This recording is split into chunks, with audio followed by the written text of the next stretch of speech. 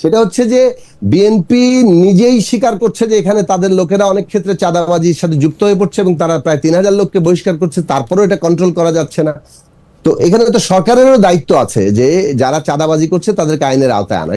সাদেক ভাই, আমার বিএনপি নিয়ে রিডিং হচ্ছে বিএনপি এখন আওয়ামী লীগের সবচেয়ে বড় বন্ধু। এই বন্ধুত্ব যদি আগে থাকতো, বিএনপি যেসব বিষয় নিয়ে এখন কথা বলে, আমি যদি সেটাকে মুক্তিযুদ্ধ বলি, আমি যদি সেটাকে স্বাধীনতার সময়ের কথা বলি, আমি যদি সেটাকে অসাম্প্রদায়িকতার জায়গা থেকে বলি, তাহলে বাংলাদেশের রাজনীতি অনেক আগে অন্য পথে ডিসাইডেড হতো। বিএনপি কেন এখন এরকম একটা রাজনৈতিক অবস্থান নিচ্ছে তাকে তখন আওয়ামী লীগের ছায়া মনে হচ্ছে? আওয়ামী লীগের লোকজনকে আপনাদেরকে টাকা পয়সা দিচ্ছে? আপনারা কি আওয়ামী লীগের লোকজনের সবচেয়ে বড় বন্ধুতে পরিণত হচ্ছেন? আপনি দেখেন এনসিপির সবগুলি দাবি, এনসিপি বলি, অন্য সবকিছু বলি, সাকিবের দাবি, এগুলি মানা বিএনপির জন্য কোনো ঘটনাই না। বিএনপি এটা মানতেই পারতো, বিএনপি এটা মানতেছে না কেন, এটা আমি বুঝতে পারি না। মানে স্থানীয় সরকার নির্বাচন আগে হলে কি অসুবিধা, গুরুত্বপূর্ণ দুইটা সংস্কার আগে হলে কি অসুবিধা, এমনকি গণপরিষদ নির্বাচন আগে হলে কি অসুবিধা, আমি এগুলি বুঝতে পারি না। বা জাতীয় সংসদ নির্বাচনের লক্ষ্য যদি একটা গণপরিষদ হয়, সংবিধান চেঞ্জ করা হয়, তাহলে কি অসুবিধা? বিএনপি কেন প্রতিটা বিষয়ে, মানে আমি কি বলবো, প্রতিটা বিষয়ে দ্বিমত করতেছে, অমত দিতেছে, দোষ ধরতেছে, হিউমিলেট করতেছে? দুদু ভাইয়ের কথাটাই আপনি ধরেন, আমরা কি এই কথা এইখানে আবার বলতে পারবো? কেন দুদু ভাইকে এদের নিয়ে এই কথা বলতে হবে? কি করলে কি হয়ে যাবে? নিউ ইয়র্কের জ্যাকসন থেকে আপনাদের সঙ্গে আছে আমি খালেদ মহিউদ্দিন। ঢালাও মামলা, ঢালাও গ্রেপ্তার থামেনি, এদিকে চলছে ঢালাও আন্দোলনও। সব জায়গা থেকেই কেমন যেন একটি অস্থিরতা। তাকে জিজ্ঞেস করছেন আসলে কি হচ্ছে, নানা ধরনের খবর বাড়ছে বাতাসে। এর মধ্যে স্থানীয় সরকার নির্বাচন হবে কিনা, স্থানীয় সরকার নির্বাচনের ক্ষেত্রে আসলে হাইকোর্টের রায় না কোনটাই বেশি প্রাধান্য পাবে, ঢাকার মেয়র কে হতে যাচ্ছেন, সেগুলি নিয়ে নানা ধরনের কথা এখন বাজারে আছে। এবং তার চেয়েও বেশি করে আছে সরকার প্রধান এবং সেনাপ্রধানের মধ্যে কোনো টেনশন বিরাজ করছে কিনা এবং তার ফলাফলই বা কি হবে, এসব নিয়ে কথা বলার জন্য আজ আমাদের সঙ্গে আছেন চট্টগ্রাম সিটি কর্পোরেশনের mayor doctor Shahadat Hossain. Doctor Shahadat Hossain, আপনাকে আমাদের অনুষ্ঠানে স্বাগত জানাই। আপনি আমাদের সাথে যুক্ত হয়েছেন, সেজন্য আপনাকে আমাদের শুভেচ্ছা এবং ধন্যবাদ। শাহাদাত ভাই, আপনি আমাদের ধন্যবাদ জানাবেন। আমাদের সাথে আরো থাকছেন গণসংহতি আন্দোলনের প্রধান সমন্বয়কারী জনাব জুনায়েদ সাকি। সাকি ভাই, আপনাকেও আমাদের অনুষ্ঠানে যুক্ত হওয়ার জন্য ধন্যবাদ, কৃতজ্ঞতা। আপনি আমাদের সাথে যুক্ত হয়েছেন, সেজন্য আমাদের ধন্যবাদ জানবেন। ধন্যবাদ আপনাকে। সাকি ভাই, আপনার কাছে কি মনে হয় যে বাংলাদেশের আইন লোক দেখে দেখে আলাদা হয়, নাকি আসলে আপনি মানে সাবজেক্ট ম্যাটারে কোনো আলাদা কোনো কিছু পেলেন? টেনিওর কোনো প্রশ্ন হতে পারে না? একদিনের জন্য হলেও তো আসলে যিনি, যদি আদালত মনে করে তাকে মেয়র হতে হবে, তাকে তো মেয়র করতেই হবে। আপনার কাছে কি মনে হয় যে শাহাদাত ভাই বলে একরকম, ইশাক ভাই বলে আরেক রকম, ব্যাপারটা কি এরকম? ধন্যবাদ শাহাদাত ভাই সহ, আপনাকে সহ যারা দেখছেন সবাইকে শুভেচ্ছা, সালাম, আসসালামু আলাইকুম। সেটাই, এই বিষয়টা আসলে একটা দৃষ্টান্ত যখন স্থাপিত হয়েছে, বিশেষত চট্টগ্রামে আদালতের মাধ্যমে, যখন এই ডক্টর শাহাদাত মেয়র হিসেবে তিনি নির্বাচিত ঘোষণা করা হলো, তো সেটা একটা অলরেডি দৃষ্টান্ত হয়ে গেছে। এখন তার ধারাবাহিকতায় যারা যারা আগে মামলা করেছিলেন তাদের মামলাগুলো কোর্টে উঠছে এবং সেখান থেকে রায় এসছে। তো মানুষ স্বাভাবিক একটা ধারণা ছিল যে এটা হয়তো একই প্রক্রিয়া এগোবে এবং এটা টেনিয়রও শেষ, হয়তো শপথ নেওয়ার পরেই তাকে হয়তো তার খুব বেশি দায়িত্ব পালনের সুযোগ থাকবে না। কিন্তু এটা একটা প্রক্রিয়া, কিংবা বলতে পারেন যে একটা সিম্বলিক্যালি একটা জিনিস ঘটলো। এখন দুই ধরনের বক্তব্য আছে, সেটা একটা তো বিএনপির দিক থেকে বক্তব্য আমরা শুনেছি যে এখানে আসলে যে আগের নির্বাচনগুলো যে অবৈধ ছিল অথবা ভোট কারচুপি হয়েছে, সেটার একটা আইনগত ভাবে একটা সেটা প্রমাণিত হলো এই সমস্ত রায়ের মধ্যে দিয়ে। অন্যদিক থেকে আবার এই যুক্তিও নানান পক্ষ থেকে এসছে, এমনকি সরকারের উপদেষ্টার দিক থেকে কিংবা কোন রাজনৈতিক দলের দিক থেকে, যে আগেকার নির্বাচনগুলো যে কারচুপি কিংবা নানা মানে অনিয়মের অভিযোগে অভিযুক্ত, সেগুলোর বৈধতা পেয়ে যাচ্ছে এই ধরনের রায়ের মধ্যে দিয়ে। এই বিতর্ক চলছে, ফলে একটা রাজনৈতিক বিতর্কের কেন্দ্রে পরিণত হয়েছিল। আমরা আসলে যে জায়গা থেকে বারবার মানে আমাদের শুরু থেকেই যে কথাগুলো বলছিলাম, সেটা হচ্ছে যে এক লাইনে বলে ফেলি, যে আমরা বলছিলাম যে আসলে বিচার, সংস্কার এবং নির্বাচন, এই তিনটা পরস্পর বিরোধী ব্যাপার নয় এবং তিনটা একসাথেই চলতে হবে, এবং যত দ্রুত সম্ভব এই তিনটারই রোডম্যাপ ঘোষণা করা দরকার, সুনির্দিষ্ট রোডম্যাপ, যাতে করে রাজনৈতিক স্থিতিশীলতা থাকে এবং দ্বিতীয় যে কথাটা আমরা বলছিলাম সেটা হচ্ছে রাজনৈতিক উত্তরণের ক্ষেত্রে আমাদের পদ্ধতিগত জায়গাটা হওয়া দরকার যে ন্যূনতম জাতীয় ঐকমত্য রক্ষা করা, অর্থাৎ প্রতিযোগিতা প্রতিদ্বন্দ্বিতা থাকবে কিন্তু সেটা ন্যূনতম জাতীয় ঐকমত্যের অধীন হবে। এর পদ্ধতিগত দিকটা হচ্ছে যে আমাদেরকে কনসেনসাসের উপর দাঁড়াতে হবে, যতটুকু ঐকমত্য হবে সেইটা হবে আমাদের জাতীয় সনদ কিংবা যেটা আমরা সবাই মিলে করছি। অন্যদিকে যেসব বিষয়ে দ্বিমত আছে সেগুলো জনগণের কাছে নিয়ে যেতে হবে, জনগণই তাদের অংশগ্রহণ ভোট ইত্যাদির মধ্য দিয়ে তারা আসলে বাংলাদেশের আগামী চেহারাটা কি দাঁড়াবে সেটার ব্যাপারে অবস্থান নেবেন। এই পদ্ধতিগত জায়গাটাই আবার ন্যূনতম ওই জাতীয় ঐকমত্য রক্ষা করে, না হলে তো আসলে যে যার মতো করে অবস্থান নেবে এবং একটা বিরোধ সংঘাতের রূপ নিতে পারে। তো এই দুটো জায়গা আমরা খুব পরিষ্কার করেছিলাম। এখন যা হচ্ছে আপনি বলতে পারেন যে এইটা ঠিক, এই প্রক্রিয়াটা ঠিক মতো না এগোনোর ফলেই রাজনৈতিক বিরোধগুলো খুব বেশি সারফেসে চলে আসছে। জি সাকিব ভাই, আমি যদি একটু সরল বাংলা ভাষায় প্রশ্নটা করতে চাই, এই ক্ষেত্রে কি আসিফ মাহমুদ সজীব ভুঁইয়া যিনি বলছেন যে তিনি সরকার, কিন্তু এটা আবার একটা খুব ইন্টারেস্টিং, সরকারের মধ্যে থেকে এই দুইজন যাই করে সেটাকে আসলে এনসিপি ব্যাক করে, আবার এনসিপি যাই করে এই দুজন ব্যাক করে, এক অদ্ভুত ব্যাপার। কিন্তু আবার তারা বলে যে তারা আবার এনসিপি না, তারা আবার সরকার, তারা আবার মানে কি জানি বলে। এইটা কি আপনার কাছে মনে হয় যে বিএনপি ঢাকা দক্ষিণে বিএনপির লোক মেয়র হইতেছে বইলা এইটা এনসিপির লোক হিসাবে আসিফ মোহাম্মদ সজীব ভুঁইয়া আটকাইতে চেয়েছে? এইটা কি মনে হইতেছে? মানে আসলে ব্যাপারটা কি, নাকি এটা উনি যেটা বলতেছেন, একটি তরুণ যিনি এখন উপদেষ্টা পদে আছেন তিনি যে বলতেছেন যেটার মধ্যে কিছু আইনি ব্যাপার আছে, আমি কোনো আইনি ব্যাপার দেখি না কিন্তু আসলে এর মধ্যে। আপনার কাছে যদি আইনি ব্যাপার যদি মানে আছে বলে কেউ মনে করেন, সেটার তো মীমাংসা কোথায় হবে? আদালতে হবে, রাইট? আদালত সেটার একটা মীমাংসা দিয়ে দিয়েছে। এখন সেই আদালতের রায় পছন্দ অপছন্দ যাই হোক, মানে কোথাও না কোথাও কোনো কিছুর তো একটা মীমাংসার জায়গা থাকতে হবে। তো আদালত যেহেতু মীমাংসা দিয়েছে, সেই মীমাংসা অনুযায়ী তো আগেরটা চলেছে, সুতরাং এটাও চলা মানে কি বলে যে বাঞ্ছনীয়, এটাই মনে হয় আদালতের রায়ের পরে আমার প্রথম অবস্থান। এবং আদালতের রায়ের পরে যে এটা যে রাজনৈতিক বিরোধের জায়গা তৈরি হয়েছে, জি সেটা হয়। যেমন ধরুন এই দুজন তো আসলে যে জুলাই অভ্যুত্থানে যে মানে বৈষম্য বিরোধী ছাত্র আন্দোলন তৈরি হয়েছিল তার অন্যতম নেতৃত্ব। তো সুতরাং এবং তাদের দিক থেকেই একটা বড় একটা রাজনৈতিক দল গঠিত হয়েছে, অন্তত তার উল্লেখযোগ্য অংশকে নিয়ে। কাজেই তাদের যে সংযোগটা আছে এটা যদি প্রকাশ্যে নাও থাকে, আনুষ্ঠানিকভাবে খাতায় কলমে, বাস্তবে এটা আসলে আছে, এটাই সবার কাছে প্রতীয়মান হবে। সেখানে আমাদের দিক থেকে আমরা একটা গুড উইশ, মানে একটা ভালো মানে শুভ ইচ্ছা থেকে আমরা বলেছিলাম আমাদের যে সমস্ত কি বলে যে ভালোবাসা আছে এই তরুণদের প্রতি, যারা একটা রাজনৈতিক দল গঠন করছে, তাদেরকে আমরা আমাদের দিক থেকে যে বিবেচনা এটা বলেছিলাম যে রাজনৈতিক দল গঠনের পরে এটা একটা রাজনৈতিক বিতর্কের জন্ম দিতে পারে যে এনসিপি গঠিত হচ্ছে, কিন্তু এনসিপির সাথেই ঘনিষ্ঠভাবে যুক্ত তাদেরই অন্যতম প্রতিনিধিত্বকারী, যদিও আনুষ্ঠানিকভাবে নেই, তারা সরকারে থাকলে মনে হবে যে এটা সরকার একটা পক্ষের দিকে হেলে পড়ছে।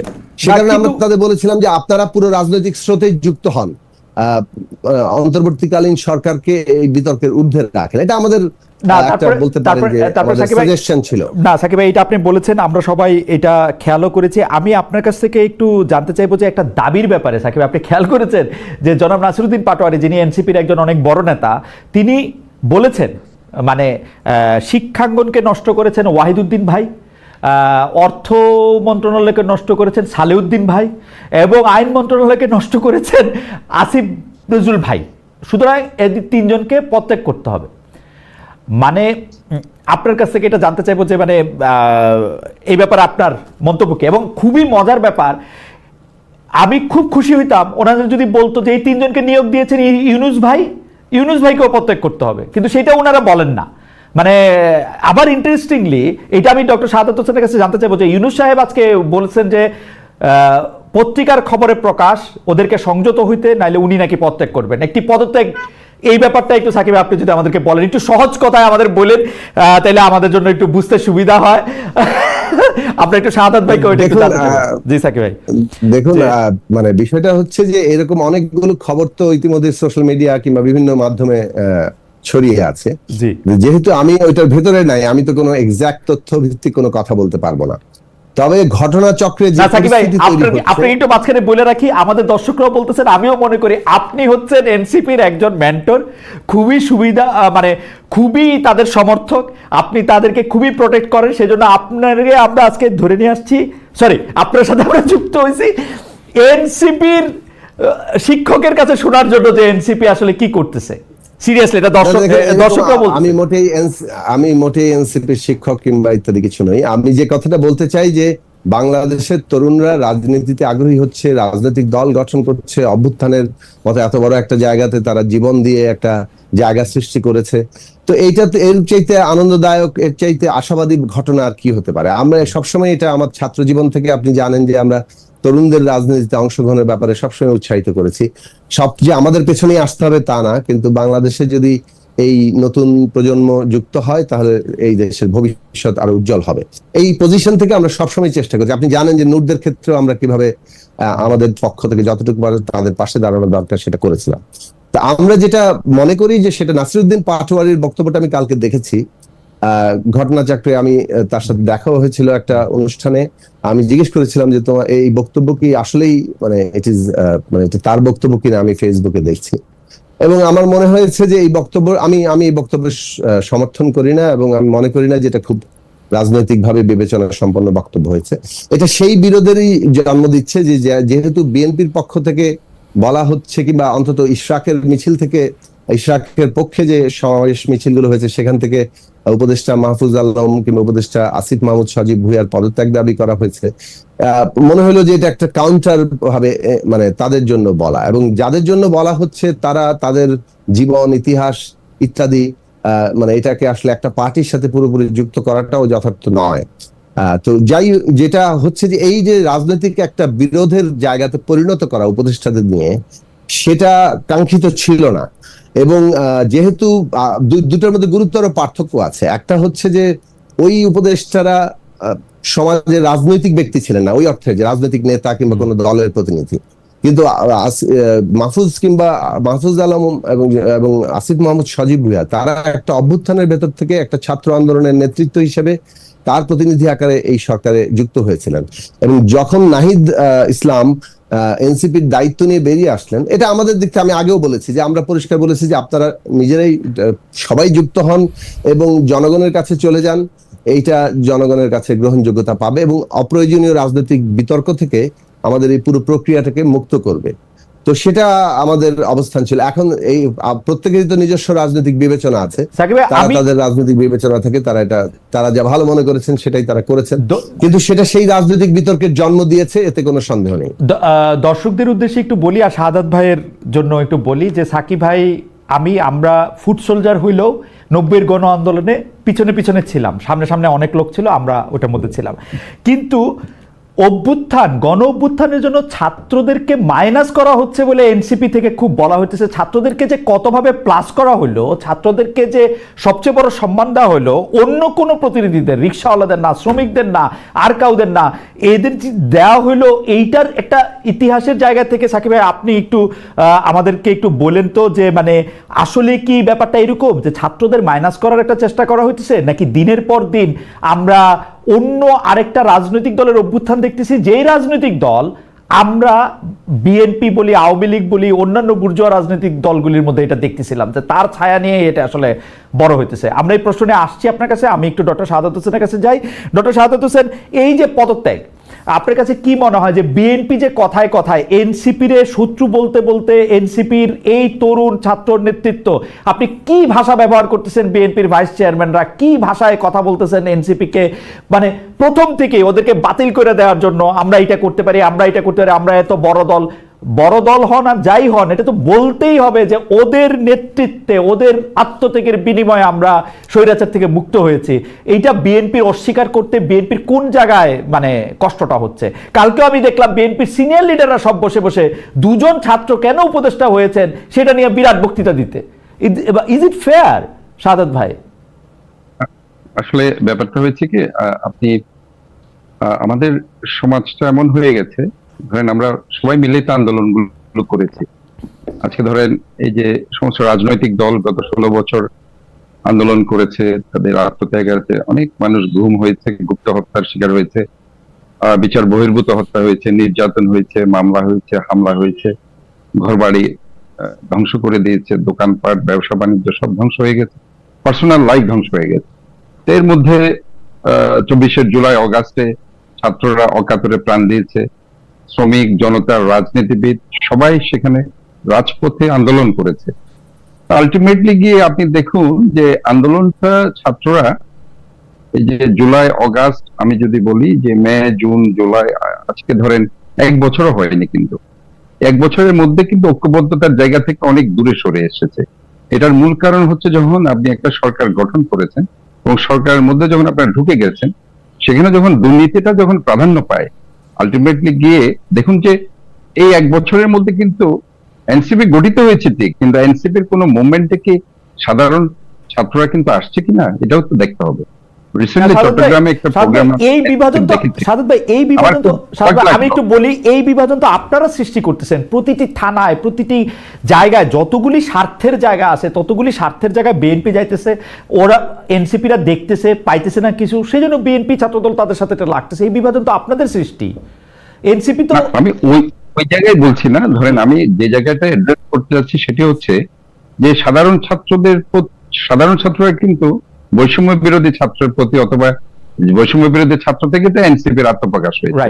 আলটিমেটলি গিয়ে দেখুন তাদের প্রতি তো একটা সমর্থন ছিল গত 1 বছরে, এবং আমরা যখন আন্দোলন সংগ্রামগুলো হচ্ছিল, তারা যখন মুভমেন্ট করছিল, হাজার হাজার ছাত্ররা সেখানে পার্টিসিপেট করছিল। কিন্তু রিসেন্টলি আমি বলতে চাচ্ছি, এই যে আপনি যদি রিসেন্ট এনসিপি আত্মপ্রকাশ করার পরে তারা যে প্রোগ্রামগুলো করেছে সেখানে কেমন তাদের পার্টিসিপেন্টস হয়েছে, সেটাও কিন্তু একটা আমাদের চিন্তা ভাবনা করতে হবে। তাহলে এই যে গত বছরের যে তাদের প্রতি একটা সমর্থন, 1 বছরের মধ্যে এই সমর্থনগুলো কমে গেল কেন? তাহলে ওইখানে কি নৈতিকতার কোনো অভাব হচ্ছে? না, বিএনপি জামাতে থাকতো না, এনসিপির সমর্থন কমে গেছে, কারণ বিএনপি আর জামাত এনসিপির এগেইনস্টে চলে গেছে, সেজন্য ওইখানে তো আমি আজকে ধরে নিলাম যে তাহলে কি এই যে আন্দোলনটা বিএনপি করেছে? না, আমরা যে এখন বারবার বিএনপি আন্দোলনে ছিল না, আমরা যে বলছি জামাত ছিল না, আমরা একাই করেছি, আমরা এই জায়গায় তো প্রবলেমটা হচ্ছে। আমি একটু সাকিবের কাছে ব্যাপারটা শুনবো, কিন্তু সাদাত ভাই আপনার কাছে মনে হয় নাই যে এই আন্দোলনটা তো রাজনৈতিক আন্দোলনই ছিল না? আসলে আন্দোলনটা তো চাকরির আন্দোলন। আন্দোলনটা যদি রাজনৈতিক আন্দোলন হইতো তাহলে তো এটা অন্য জিনিস হইতো। পরবর্তীতে রাজপথে যখন সবাই আসলো এবং সাইদ মারা গেল, আমাদের ওয়াসিম মারা গেল, এইভাবে যখন মারা যেতে থাকলো, শহীদ হতে থাকলো, আলটিমেটলি তো রাজনীতিটা বৈষম্য নিয়ে রাজনীতি থাকলো না, আন্দোলন ছিল না।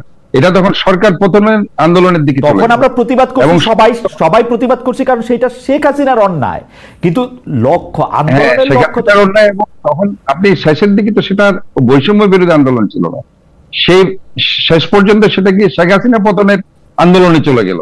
এবং যার কারণে আপনি দেখেন যে সর্বস্তরের সবাই, শ্রমিক, ছাত্র, জনতা, রাজনীতিবিদ সবাই রাজপথে নেমে গেল। এবং আপনি দেখুন যে 5 অগাস্টে সেদিন শ্রমিকরাই তো বেশি ছিল। আপনি যদি সেদিন অবস্থা দেখেন, সেদিন শ্রমিকরা যদি বিভিন্ন জায়গা থেকে ঢাকা অভিমুখে যদি রওনা না দিত, তাহলে কিন্তু ওই দিন পতনই এমন হতো না। আমি যে কথাটা বলছিলাম যে কি এমন একটা হয়েছে যে মাত্র 7, 8, 9 মাসের মধ্যে ছাত্ররা তাদের জনপ্রিয়তা হারালো, এটাও তো আমাদেরকে চিন্তা করতে হবে। আজকে যে এই যে মুভমেন্টটা দেখুন, আজকে ইশরাক একটা মুভমেন্ট করেছে, এনসিপিও কিন্তু পাল্টা একটা মুভমেন্ট দিয়েছে, আপনি দেখেছেন। সে আপনার নির্বাচন কমিশনকে তারা বলেছে সেটা বিতর্কিত, কিন্তু সেই জায়গায় গিয়ে তারা তো সেই পরিমাণ জনসমাগম করতে পারেনি। তাহলে কেন করতে পারেনি সেটাও তো তাদেরকে চিন্তা করতে হবে। আজকে তারা যে একটা রায় তো হয়েছে একটা, তাহলে রায়টা তারা দিতে বাধ্য হয়েছে তো সরকার তো ফার্স্ট অফ অল তারা চিন্তা করেছে যে এই রায়টা তারা দিবে না, তারা ইশরাকের বিরুদ্ধে দিবে। কিন্তু আলটিমেটলি গিয়ে জনগণের প্রেসারে তো এই রায়টা তো তাদের দিতে হয়েছে। কাজে আমি যে কথাটা বলছি সেই কথাটি হচ্ছে, এতদিন তো তারা মব কালচার করে তাদের ইচ্ছা মতো তাদের যেটা এস্টাবলিশ করতে চেয়েছে, ইভেন বিয়ে বাড়িতে থেকেও তো আওয়ামী লীগের সাধারণ জনগণকে তারা গ্রেপ্তার করেছে। আজকে তারা ওই জিনিসটাতে ব্যর্থ হচ্ছে কেন? তাহলে জনগণ তাদের কাছে, আমি এটা সরল প্রশ্ন করি, এই মবদের কারা বড় মব? মানে এনসিপি বড় মব নাকি বিএনপি বড় মব? এরকম কি একটা মানে পরীক্ষা চলতেছে এখন? বিএনপি চাইলে, এনসিপি অভিযোগ করছে যে বিএনপি মব করে আজকে হাইকোর্টের রায় পাল্টাই দিচ্ছে। না, ব্যাপারটা হচ্ছে কি, আপনি যখন এই যে এর নাম কি পাটোয়ারিরা যখন একজন 70, 75, 78 বছরের একজন সম্মানিত উপদেষ্টা যাদেরকে আমরা স্যার বলি, তাদেরকে যখন ভাই বলে অথবা তাদের অমুক ভাই তমুক ভাই তমুক ভাই বলে, সেটা পারসেপশন আমি নিজে তো বুঝতে পারি। না ভাই বলা ঠিক আছে, ধরেন আমার অসুবিধা নাই, কিন্তু ওই যে রায় দিয়ে দিতেছে, ওয়াহিদ ভাই এডুকেশন সেক্টর শেষ করে দিচ্ছে, কি সালাউদ্দিন ভাই কি করতেছে, ফিনান্সিয়াল সেক্টর শেষ করে দিচ্ছে। এখন আপনি ধরেন তাদের প্রোফাইলে যদি আপনি যান, এদের যে অবদান এবং বাংলাদেশের তারা যে কত সম্পদ, জি, এই জিনিসটা যদি এখন আমরা বুঝতে না পারি, এই কথা বললে তাদেরকে যদি আমরা যদি তাদেরকে দোষ দিই, এই কথা বললে, তাহলে কিন্তু এই কথা বললে এটার জবাব এনসিপির কাছে আছে। আপনারা তো আর শেখ হাসিনারা সরাইতে পারেন না, আমরা সরাইছি। হ্যাঁ, এবার সাদত ভাই আসতেছি আবার আপনার কাছে। আমি একটু সাকিবের কাছে প্রশ্নটা করি। সাকিব ভাই, শ্রমিকদের প্রতিনিধি না নিয়া, অন্যদের প্রতিনিধি না নিয়ে আপনিও যখন এই সরকার গঠিত হয়, যখন এই সরকারের কাঠামোটা কিরকম হবে, আপনিও তার মধ্যে থেকে ক্যান্টনমেন্টে আপনাদের সঙ্গে যে জেনারেলদের আলোচনা হয়েছিল, সেই জেনারেলদের আলোচনায় আপনিও ছিলেন, আপনি অংশগ্রহণ করেছেন। এইটার কারণটা কি আসলে, মানে কেন এই অভ্যুত্থানের নেতৃত্ব দানকারী শক্তি হিসাবে এই যাদেরকে আমরা বৈষম্য বিরোধী ছাত্র আন্দোলন বলতেছি, তাদেরকে আপনারা সামনে নিয়ে আসলেন, বা আমরা সবাই সামনে নিয়ে আসলাম, আমরা ওয়েলকাম করলাম। আমি এখানে আপনারা বলতে আমি ইনক্লুডেড, সাকিব আপনার সঙ্গে আমার অনেকবার কথা হয়েছে, আপনি যেটা বলছেন, যেটা করছেন, এটার মধ্যে সম্পূর্ণভাবে আমার মানে অংশগ্রহণই ছিল, যদি আমি সেভাবে বলি। সুতরাং আপনার মধ্যে এখানে আমিও ইনক্লুডেড। আমরা কেন ওদেরকে সামনে আনলাম, ওদেরকেই এটা নির্বাচিত করলাম, এবং ডক্টর মোহাম্মদ ইউনূস কেন ওদেরকেই বললেন যে মানে তারা মাস্টার মাইন্ড, তাদের মেটিকুলাস প্ল্যান, এইটার কারণটা কি আসলে আপনি যদি আমাদেরকে একটু বলতেন। আপনার কাছ থেকে একটু আসতে চাই যে এই গণ অভ্যুত্থান পরবর্তী সরকার গঠন, তাদেরকে আনা এবং তাদেরকে মাইনাস করার যে প্রশ্নটা এখন আসছে, সেটা জায়গা থেকে যদি আপনি একটু বলেন। আচ্ছা, আমাকে একটু সময় দিবেন। মানে প্রথম বিষয় হচ্ছে, আপনি যে কথাটা বললেন যে মানে আমরা কেন তাদেরকে আসলে ছাত্রদেরকেই সামনে নিয়ে আসলাম, এর কথাটা একটু আগে ডক্টর শাহাদাত ভাইয়ের রেশ ধরে বলি যে 15 বছর ধরে কিন্তু এই বিগত সরকারের বিরুদ্ধে আন্দোলন হয়েছে, এবং বিশেষভাবে এটা আন্দোলনটা শুরু হয়েছে 2011 সালে, যখন পঞ্চদশ সংশোধনী করা হলো, ত্রয়োদশ সংশোধনী বাতিল করে, এবং তারপর 14 সালের ওই নির্বাচন নামক একটা তামাশার পরে এটা তো একেবারে একটা মানে স্বৈরাচার কর্তৃত্ববাদী সরকার, এবং শেষে ফ্যাসিবাদ বিরোধী আন্দোলনে পরিণত হলো। গুম খুন হামলা মামলা অত্যাচারের কোনো সীমা ছিল না। এই যে জমিনটাই কিন্তু একটা বৈষম্য বিরোধী কিংবা কোটা বিরোধী আন্দোলনকে বৈষম্য বিরোধী আন্দোলনে, এবং তারপরে এটাকে একেবারেই যখন নির্বিচার হত্যাকাণ্ড ঘটলো, এটা দ্রুত রাজনৈতিক আন্দোলনের রূপ পরিণত করলো। এই রাজনৈতিক আন্দোলনটা এত দ্রুত উঠলো কিভাবে? ওই জমিনটা ছিল বলেই। ফলে এই দুয়ের যে সংযোগ, এই সংযোগটা কোনোভাবেই মানে আলাদা করার চেষ্টা করাটা ঠিক হবে না। এটা হচ্ছে, এইটা ধরে যদি আমরা আলোচনাটা করি, দেখুন বৈষম্য বিরোধী ছাত্র আন্দোলন, তাদের নেতৃবৃন্দ, তারা সবাই অংশ নিয়েছে, সবাই আত্মত্যাগ করেছে, কিন্তু তারা একটা ঐক্যের প্রতীক হয়ে উঠেছিল। মানে সবগুলো শক্তি, রাজনৈতিক বিরোধ, পার্থক্য ইত্যাদি সত্ত্বেও একটা জায়গা তৈরি হয়েছিল যে এইটা আমাদের সন্তানদের আন্দোলন, এবং সমস্ত রাজনৈতিক পক্ষ, শ্রেণী পেশা, সিভিল সমাজ, শ্রমিক সংগঠন, কৃষক সংগঠন, তারা সবাই মানে এটার সাথে যুক্ত হয়ে পড়েছিল।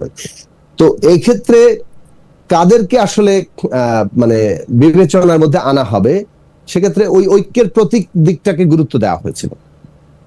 আমি এটা আপনার প্রশ্নের উত্তরে বলবো যে যেহেতু তারা ঐক্যের প্রতীকে পরিণত হয়েছিল, সে কারণে তাদের গুরুত্ব। আমরা কি বলেছিলাম 5 তারিখে সেনাভবনে, আমি পরিষ্কার করে প্রথম বাক্যতে শুরুতে এটা বলেছিলাম যে সিদ্ধান্তই আমরা গ্রহণ করি, ছাত্রদের এঙ্গেজ করে করতে হবে। সেটা আমরা বঙ্গভবনে একই আলোচনা হয়েছিল যে ছাত্রদের এঙ্গেজ করতে হবে। যে কারণে সরকার গঠনের বিষয়ে একটা কথাই বলা হয়েছে যে ছাত্র আন্দোলনের মধ্য থেকে যে দাবি উত্থাপিত হয়েছিল যে গ্রহণযোগ্য একটি অন্তর্বর্তীকালীন সরকার গঠন করা হবে, সেটা করা হবে, কিন্তু এর কাঠামো কি হবে সেটা ছাত্ররাই এঙ্গেজ করে, তাদের এঙ্গেজ করে আলোচনাটা হবে। যে কারণে 5 তারিখে এই বিষয়ে কোনো আলোচনা হয় নাই।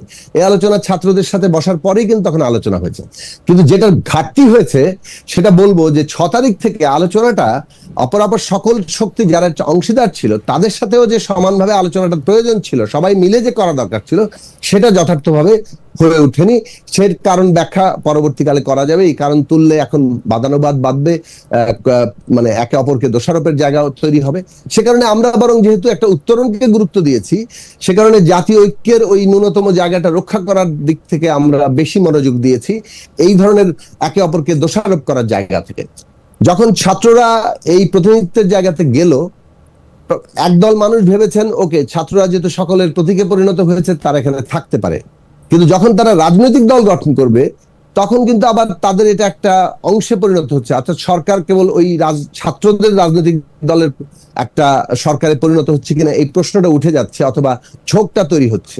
সেই ক্ষেত্রে কিন্তু আমরা এসে বলেছি যে এতদিন একটা বাস্তবতা ছিল যে আপনারা ছাত্রদের প্রতিনিধি হিসেবে কিংবা আন্দোলনের প্রতিনিধি হিসেবে এখানে ছিলেন, এখন যদি আপনারা রাজনৈতিক দল গঠন করছেন, সরকারটাকে সকলের জন্য কারোরই ওইভাবে সরকার না, এটা একটা অন্তর্বর্তীকালীন সরকার, মোটামুটি নিরপেক্ষ সরকারের যে ধারণাটা তৈরি হয়েছিল, নিরপেক্ষ বলতে ওই অর্থে তো মানে কিছু পাওয়া একেবারে 100% কিছু পাওয়া যায় না, কিন্তু এটা মোটামুটি ভাবে আমরা যেহেতু সমর্থন করেছি সকলেই, এটা চালুক। আপনারা রাজনৈতিক দলের দিকে গেলে আপনাদের বরং জনগণের কাছে গ্রহণযোগ্যতার জায়গাটা বাড়বে। সেটা এগেইন আমি বলি এটা আমাদের মতামত, আমাদের মতামতের গ্রহণযোগ্যতা তো বিভিন্ন ভাবে থাকতে পারে, নাও থাকতে পারে। তো যাই হোক, যে জিনিসটাতে আসি যে এই যে তাদেরকে যে মর্যাদার জায়গায় কিংবা যে গ্রহণযোগ্যতার জায়গায় মানে সারা দেশের মানুষ কিংবা সকল রাজনৈতিক পক্ষ নিয়েছে, যেই মাত্র তারা একটা রাজনৈতিক পক্ষ হয়েছে তখন কিন্তু সে 2 দিনের রাজনৈতিক দল হোক আর একটা 20 বছরের পুরনো রাজনৈতিক দল, দুইটাই কিন্তু রাজনৈতিক দল। এখন রাজনৈতিক দলের স্বার্থ তো কমন, মানে তারা তো চায় যে জনগণকে ঐক্যবদ্ধ করে জনসমর্থন নিয়ে ক্ষমতায় যেতে, তো ক্ষমতায় গেলে দায়িত্ব পেলে তারা রাষ্ট্র পরিচালনা করবে, জনগণের উপকার করবে, এটাই তো তাদের লক্ষ্য। তো এখন যখনই আপনি একটা রাজনৈতিক দল গঠন করে ফেলেন তখন আর আপনি ওই যে সকলের সমর্থনের কিংবা ঐক্যের প্রতীকে থাকেন না, তখন আপনি একটা পক্ষে পরিণত হন। কারণ অভ্যুত্থানের অংশ তো সকলেই, এই ফ্যাসিবাদ বিরোধী আন্দোলনে যারা যারা ছিল সবাই অভ্যুত্থানের অংশ, আমরা অংশ, বিএনপি অংশ, এনসিপি তো অংশ বটেই, অন্যান্য রাজনৈতিক দলগুলো তারাও তো অংশ। ফলে আপনিও একটা অংশ হিসেবেই রাজনৈতিক দল হচ্ছেন। এখন এগুলো হচ্ছে যুক্তির কথা, যুক্তির কথার উপরে আমরা দাঁড়াতে চেয়েছি সবসময়, কেননা যুক্তির জায়গাতে যদি আমরা না দাঁড়াতে পারি তাহলে ব্যাপারটা পুরোপুরি শক্তি পরীক্ষার জায়গায় চলে আসবে, এবং শক্তি পরীক্ষার জায়গায় আসলে সংঘর্ষ অনিবার্য, সেটা আমাদের জন্য মঙ্গলজনক হবে না, এটা বরং পতিত শক্তি এটা সুবিধা নেবে। সেই কারণে আমরা বারবার বলেছি যে আমরা কনসেনসাসের উপর দাঁড়াই, আর যেগুলোতে আমাদের দ্বিমত আছে সেগুলো নিয়ে আমরা জনগণের কাছে যাই। আমরা যদি শুরু থেকে জনগণের কাছে যেতাম, ধরুন বিএনপি 5টা বিষয়ে একমত, আমরা 10টা বিষয় চাই, তো 5টা বিষয় যেগুলোতে একমত আর যে 5টা বিষয় একমত না সেটা নিয়ে যদি আমরা জনগণকে ঐক্যবদ্ধ করে নির্বাচনে আমাদের পক্ষে মানুষের মত নিয়ে আসতে পারতাম, কথার কথা বললাম, সেটা হতো, সেটাই তো পদ্ধতি না। সাকিব ভাই, আমরা রাজনৈতিক দল করেছি, আমরা যে জনগণের কাছে যাব, আমার তো একটা ঘোষিত নীতি থাকতে হবে। কি একটা আমি বলতে থাকি যে আমি একটা মধ্যপন্থা, আমি বামরে একবার বলি, ডানের মাথায় একবার চড়ি, এইভাবে করে তো হয় না। আমি একটা জিনিস, আমার একটা নীতি কি হবে সেটা আমি এখনো পরিষ্কার করে বলতে পারি না। ওদের 6 জন লোক 53 রকম কথা বলে, মানে মানে এটা তো আমি আসলেই এর থেকে অন্তত একটু বেশি। এই ক্ষেত্রে একটু আমি ডিফেন্ড করি, সেটা হচ্ছে যে দেখুন ওদের একটা নতুন রাজনৈতিক দল পরিগঠনের পর্যায়ে আছে, ফলে সবাই মিলে একটা মতে দাঁড়াতে হবে, সেটা একটা প্রক্রিয়ার ব্যাপার, অল্প সময়ে সেটা হয়তো দাঁড়াবে। একটা রাজনৈতিক দল দক্ষিণে যাবে না উত্তরে যাবে, দক্ষিণে যাবে না উত্তরে যাবে, সেইটা ওরা বলতে পারে না। এইটাতে সবাই এক একজন এক এক রকম কথা বলবে। সাকিব ভাই, আমি আর আপনি একই দল করে দুই দল করতে বলতে পারবো, কিন্তু আমি দক্ষিণে যাব না উত্তরে যাব সেইটা কি আমরা এক একজন এক এক রকম বলবো? এইটা এই বিষয়ে তাদের অস্পষ্টতাটা তো প্রকাশিত, এবং এই বিষয়ে তাদের মধ্যে নিশ্চিতভাবেই বিতর্ক আছে, সেটা প্রায় প্রকাশ্যে চলে আসে, সেটা বোঝা যায়। কিন্তু যেটা হচ্ছে ধরেন এই বিষয়ে আমরা একটা জাজমেন্ট দিতে পারি, আপনি আমরা মানে বিভিন্ন জন বিভিন্নভাবে জাজমেন্ট দিতে পারে যে তাদের দল খারাপ হচ্ছে না, ভালো হচ্ছে, শক্তিশালী হচ্ছে না, দুর্বলতা থেকে যাচ্ছে, এইসব। কিন্তু যাই থাকুক, বিএনপি সম্পর্কে মানে অনেকগুলো অভিযোগ উঠছে না, তাদের দখল, চাঁদাবাজি, এটা তো খালি অভিযোগ তোলার ব্যাপার না, খোদ তাদের নেতৃবৃন্দ এটাকে মানে অপোজিশন দিচ্ছে। না, আমি তো বিএনপি কে বুঝি না সাকিব ভাই, এই বিএনপি কে বোঝার জন্য একটু ডক্টর শাহাদাতের কাছে যাব। এইটা একটু প্রশ্নটা আমি শেষ করি কথাটা ভুল বোঝা। সেটা হচ্ছে যে বিএনপি নিজেই স্বীকার করছে যে এখানে তাদের লোকেরা অনেক ক্ষেত্রে চাঁদাবাজির সাথে যুক্ত হয়ে পড়ছে, এবং তারা প্রায় 3000 লোককে বহিষ্কার করছে, তারপরেও এটা কন্ট্রোল করা যাচ্ছে না। তো এখানে তো সরকারেরও দায়িত্ব আছে যে যারা চাঁদাবাজি করছে তাদেরকে আইনের আওতায় আনা, কিন্তু সেক্ষেত্রে আবার কোনো অগ্রগতি নাই। তো সেটা একটা পার্ট। ফলে বিএনপি সম্পর্কে জাজমেন্ট আছে, এনসিপি সম্পর্কে জাজমেন্ট আছে, জনসংহতি সম্পর্কে জাজমেন্ট আছে, কিন্তু এই সবগুলোর মীমাংসা কি? আমি আবারও বলি, মীমাংসা হচ্ছে নির্বাচন। মীমাংসা হচ্ছে নির্বাচন। আমি এটাতে আসবো, এই মীমাংসার নির্বাচন এবং নির্বাচন কমিশনের। আমি একটু শাহাদাত ভাইয়ের কাছে একটু বিএনপি বুঝতে চাই। শাহাদাত ভাই, আমার বিএনপি নিয়ে রিডিং হচ্ছে বিএনপি এখন আওয়ামী লীগের সবচেয়ে বড় বন্ধু। এই বন্ধুত্ব যদি আগে থাকতো, বিএনপি যেসব বিষয় নিয়ে এখন কথা বলে, আমি যদি সেটাকে মুক্তিযুদ্ধ বলি, আমি যদি সেটাকে স্বাধীনতার সময়ের কথা বলি, আমি যদি সেটাকে অসাম্প্রদায়িকতার জায়গা থেকে বলি, তাহলে বাংলাদেশের রাজনীতি অনেক আগে অন্য পথে ডিসাইডেড হতো। বিএনপি কেন এখন এরকম একটা রাজনৈতিক অবস্থান নিচ্ছে তাকে তখন আওয়ামী লীগের ছায়া মনে হচ্ছে? আওয়ামী লীগের লোকজনকে আপনাদেরকে টাকা পয়সা দিচ্ছে? আপনারা কি আওয়ামী লীগের লোকজনের সবচেয়ে বড় বন্ধুতে পরিণত হচ্ছেন? আপনি দেখেন এনসিপির সবগুলি দাবি, এনসিপি বলি, অন্য সবকিছু বলি, সাকিবের দাবি, এগুলি মানা বিএনপির জন্য কোনো ঘটনাই না। বিএনপি এটা মানতেই পারতো, বিএনপি এটা মানতেছে না কেন, এটা আমি বুঝতে পারি না। মানে স্থানীয় সরকার নির্বাচন আগে হলে কি অসুবিধা, গুরুত্বপূর্ণ দুইটা সংস্কার আগে হলে কি অসুবিধা, এমনকি গণপরিষদ নির্বাচন আগে হলে কি অসুবিধা, আমি এগুলি বুঝতে পারি না। বা জাতীয় সংসদ নির্বাচনের লক্ষ্য যদি একটা গণপরিষদ হয়, সংবিধান চেঞ্জ করা হয়, তাহলে কি অসুবিধা? বিএনপি কেন প্রতিটা বিষয়ে, মানে আমি কি বলবো, প্রতিটা বিষয়ে দ্বিমত করতেছে, অমত দিতেছে, দোষ ধরতেছে, হিউমিলেট করতেছে? দুদু ভাইয়ের কথাটাই আপনি ধরেন, আমরা কি এই কথা এইখানে আবার বলতে পারবো? কেন দুদু ভাইকে এদের নিয়ে এই কথা বলতে হবে? কি করলে কি হয়ে যাবে? আপনি চিকিৎসক হিসেবে আপনি দুদু ভাইয়ের একটু বলা উচিত যে মানে এরকম কথা যাতে উনি বলেন না, যেটা আসলে, যাই হোক আপনি বলেন এখন। জি খালেদ ভাই, আসলে হয়েছে কি, আমাদের ভারপ্রাপ্ত চেয়ারম্যান জনাব তারেক রহমান, আপনি জানেন যে সবসময় উনি কিন্তু বক্তব্য রাখছেন, এবং যেখানে কোনো সমস্যা হচ্ছে, কেউ যদি কোনো ধরনের অন্যায় করে থাকে, তার বিরুদ্ধে কিন্তু সাথে সাথে ব্যবস্থা নিচ্ছেন।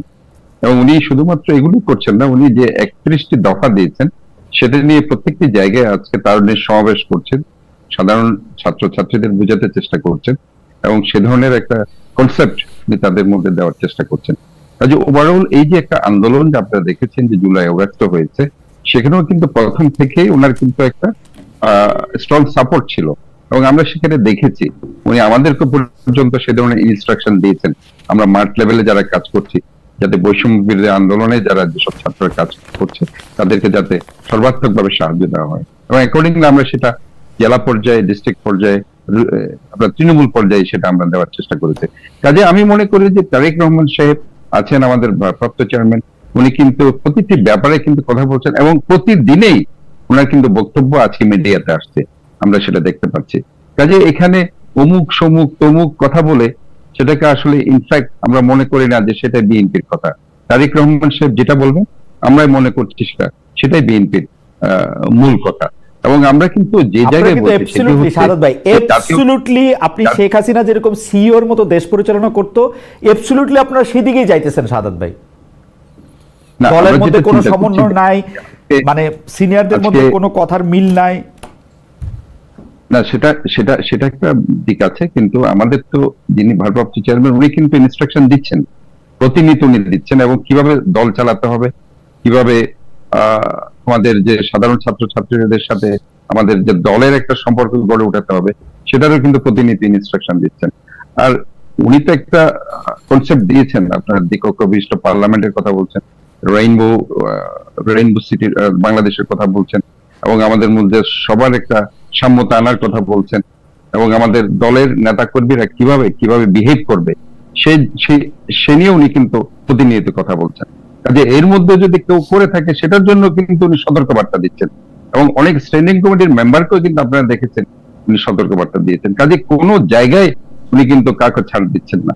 এবং আমরা আসলে যে জিনিসটি আসলে হয়েছে কি, আমি বলি আপনাকে যে আমরা এত দিন ধরেন 16 মাস চলে গেল, 16 মাস যাচ্ছে অথবা আরো বেশি হচ্ছে, যে আমরা একটা নির্বাচনের দিকে যেতে পারছি না। আমরা আসলে কি ওই যে সংস্কারগুলো আমরা ঠিক মতো করতে পারছি না। আপনি দেখুন যে একটা শিক্ষার কি সংস্কার কমিটি করা হয়েছে ঠিক মতো? এই যে আজকে যে আমরা বারবার বলছি নৈতিক শিক্ষাকে প্রাধান্য দিতে হবে, কিন্তু এই শিক্ষা নিয়ে আমরা কি করছি? আমরা তো গত 16 বছরে বলেছি যে শিক্ষার হার বৃদ্ধি পেয়েছে, মান বৃদ্ধি পায়নি। তাহলে মান বৃদ্ধি পাওয়ার জন্য আমাদের কি করা উচিত? আজকে যে আমাদের স্বাস্থ্যের বাজেট নিয়ে আমরা কোনো কথা বলছি, আমাদের যে আজকে যে সাধারণ মানুষের কাছে ম্যাটারনাল চাইল্ড কেয়ার ফ্যাসিলিটিস সহ সমস্ত স্বাস্থ্য ব্যবস্থা দুর্গড়ায় পৌঁছাতে হবে, সেটা নিয়ে তো আমরা আসলে এই সরকার কোনো কিছু করতে পারে। ওভারঅল আপনি দেখেন যে এই যে আইন শৃঙ্খলা, আপনি দেখুন যে সেকেন্ড ম্যান শেখ হাসিনার পরের ব্যক্তি এম এ হামিদ সাহেব বাংলাদেশে আছেন, সেটা কি তারা জানতো না?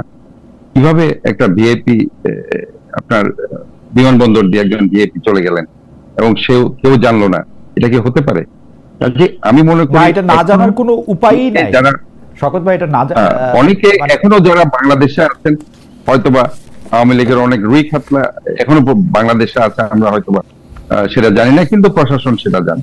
কাজে আমার মনে হয় এই জিনিসগুলো খোলাসা করা উচিত, যে আসলে যে আমাদের যে আইন শৃঙ্খলা বাহিনীর সংস্কারের কথা আমরা বলছি, আমরা একটা নির্বাচন যেটা বলছি, নির্বাচনের যে একটা প্রাইমারি কিছু সংস্কার আছে, সেকেন্ডারি টার্সিয়ারি, প্রাইমারি সংস্কারগুলো করে তার নির্বাচন দিয়ে একটা গণতান্ত্রিক যে সরকার, জনগণের ভোটে নির্বাচিত না, একটি না, সরকার। কিন্তু সাদত ভাই তারা আপনি সেটা সাদত ভাই আপনি আপনি ধরেন আপনি একটু ব্যাপারগুলি একটু খেয়াল করে দেখেন যে বাংলাদেশে, এটা আপনিও জানেন যে বাংলাদেশে আসলে চাকরি, টেন্ডার, এই জিনিসের জন্যই বেশিরভাগ মানুষ রাজনৈতিক আধিপত্য বিস্তার করতে চায়। হলগুলি দখল টখল এগুলি যদি আমি এটার মধ্যে বলি, আপনি কি এটা মনে করেন না তারেক সাহেবের এটা বলা সত্ত্বেও তিনি কতটা মিন করেছেন আমি জানি না, আমি তার দল করি না, কিন্তু বাংলাদেশের প্রতিটা জায়গায় এই ব্যাপারগুলি নিয়ে বিএনপির অভ্যন্তরে, বিএনপির সাথে জামায়াতের, বিএনপির সাথে এনসিপির, বিএনপি যেহেতু সবচেয়ে বড়, এই চাঁদাবাজি, এই টেন্ডারবাজি নিয়েই কিন্তু আসলে বেশি গন্ডগোলটা হইতেছে। আপনিও নিশ্চয়ই এটা খুব ফেস করেন সাদাত ভাই। দেখুন, আমি আপনার বারবার তারেক রহমান সাহেব বলছেন যে আজকে আইন শৃঙ্খলা বাহিনীতে যারা আছে তারা সেটা স্ট্রংলি তারা এটা আপনাদের হ্যান্ডেল করা উচিত। এখন তো বিএনপি কিন্তু ক্ষমতাতে নেই, এবং তারেক রহমান সাহেব কিন্তু বারবার বলছেন যে আমার দলের যদি কেউ এই ধরনের কাজ করে থাকে তাকে আইনের হাতে তুলে দেওয়ার জন্য, এবং সেটার দায়িত্ব কিন্তু প্রশাসনের।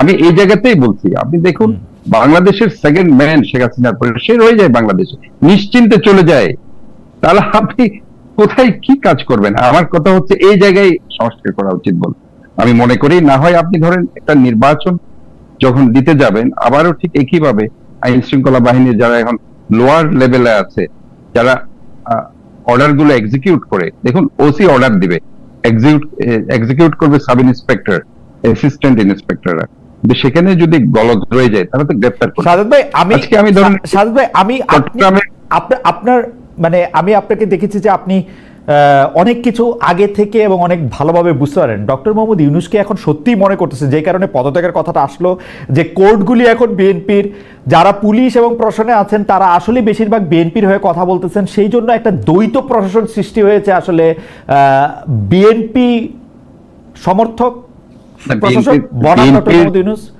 যেটার মধ্যে আসলে ওয়াকার সাহেবও আছেন। না, এখানে আসলে একটা জিনিস আমি আপনাকে বলি, আমি আপনাকে উপরের ধাঁচে হয়তো তারা কিছু প্রশাসনের সংস্কার করতে পেরেছে, কিন্তু মিড এবং লোয়ার লেভেলে এখনো কিন্তু আওয়ামী লীগের লোকজন বিরাজ করছে। আপনি এখন সচিবালয়ে যদি যান, অনেক মন্ত্রণালয়ে যেসব জয়েন্ট সেক্রেটারি আছে, অ্যাসিস্ট্যান্ট সেক্রেটারি আছে, ডেপুটি সেক্রেটারি, কয়জনকে পরিবর্তন করতে পেরেছে? হয়তোবা উপরের লেভেলে সিনিয়র যারা আমি কিছুদিন সরকারি চাকরি করছি বলে, সরকারি চাকরিজীবীরা আমার বন্ধু, আমি দায়িত্ব নিয়ে একটা কথা বলি, উনারা সরকার পরিবর্তনের সঙ্গে সঙ্গে উনাদের কোনো লয়ালিটি শেখ হাসিনার প্রতি আর নাই। উনারা শেখ হাসিনার প্রতি লয়াল ছিলেন আইডিয়ালিস্টিক জায়গা থেকে না, কিন্তু উনারা সুবিধা পাইতেন, সাহায্য পাইতেন সেই জায়গা থেকে পাইছেন নাই, কিন্তু আসলে সিরিয়াসলি নাই। আপনি যখন শুনেন, আমার এই যে আমি 6 মাস ধরে এখন মেয়র হিসেবে আছি, আমি কিছু কাজ করতে চেয়েছি, আমি কিছু কাজ করার জন্য মিনিস্ট্রিতে দিয়েছি, কিন্তু সঠিকভাবে আমি সেখানে সাপোর্ট পাচ্ছি না।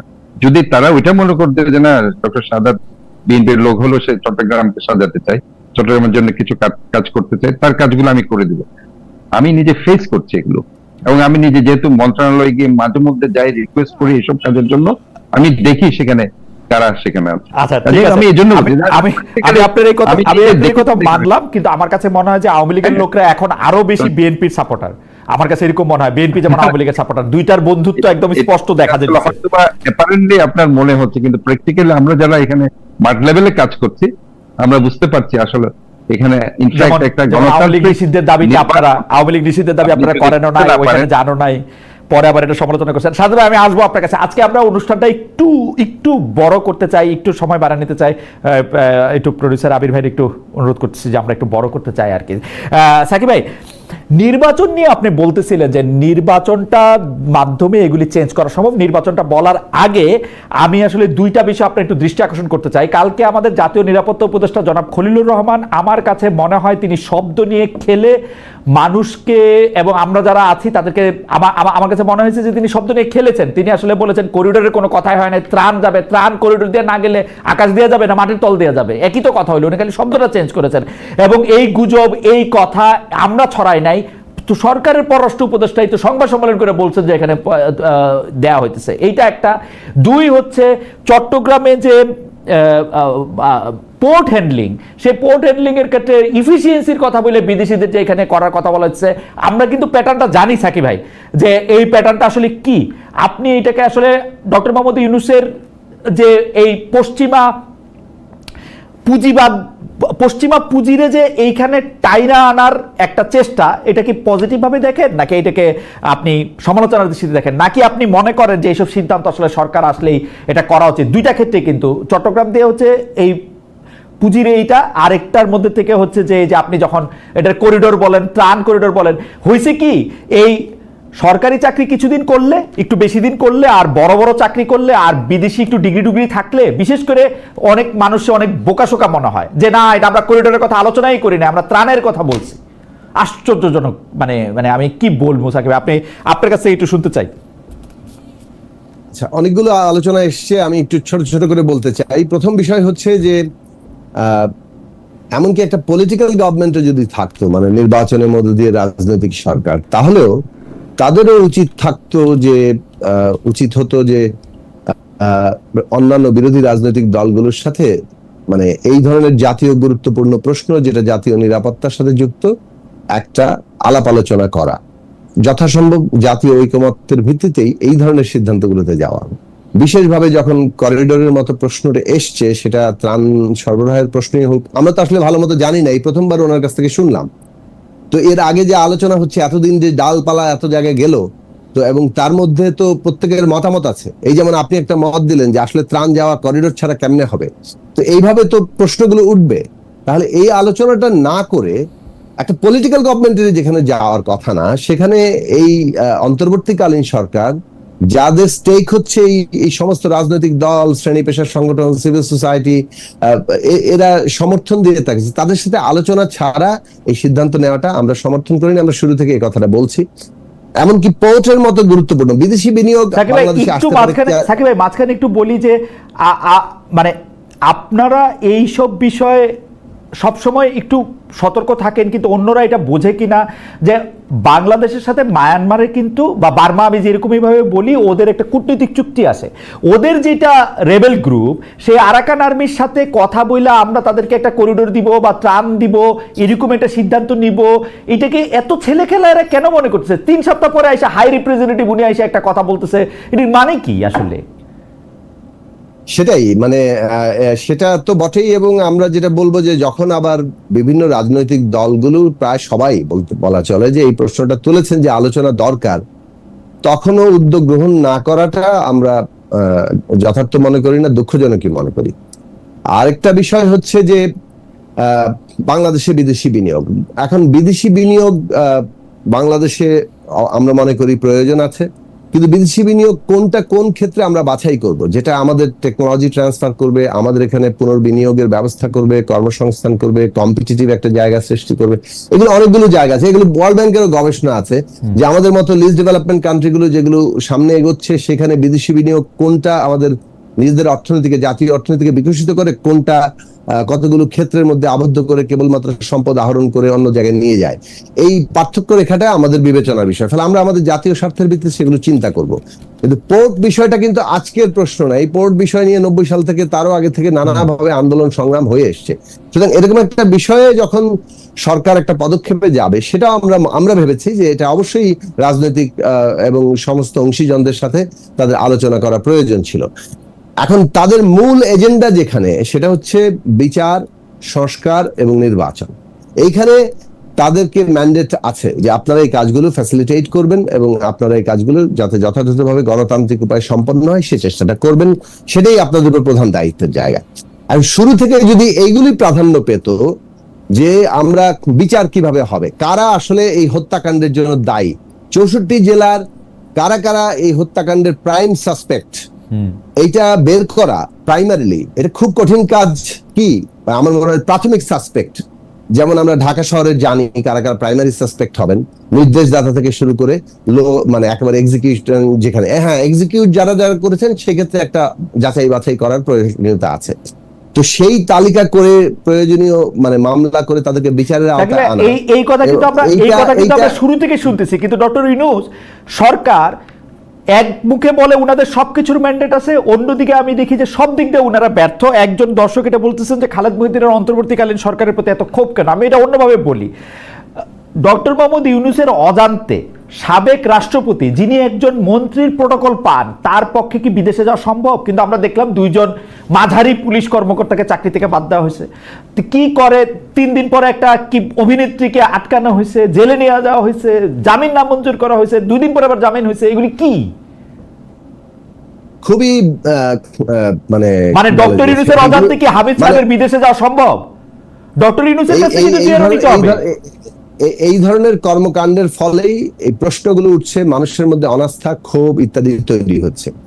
এখন আমি আবারও প্রশ্নটা করি যে শুরু থেকে যদি এইটা জায়গাতে পেত যে আমাদের একটা ডিপার্টমেন্ট এই কাজটা করছে, সেখানে পলিটিক্যাল পার্টি সহ অংশীজনরা সাহায্য করছে এবং এখানে কোনো বিদ্বেষ কিংবা প্রতিশোধ পরায়ণতা থেকে ন্যায় বিচারটা প্রাধান্য পাচ্ছে। দ্বিতীয় বিষয় সংস্কারের পথটি মানে আমরা নিশ্চয়ই বলবো যে তুলনামূলকভাবে সংস্কারের পথটি অনেক গুছিয়ে এগোচ্ছে। একটা ঐক্যমত কমিশন তৈরি হয়েছে, তারা অনেকগুলো স্প্রেডশিট নিয়ে আলোচনা করছেন, সেখানে একটা জায়গায় এসে হয়তো জায়গা তৈরি হবে।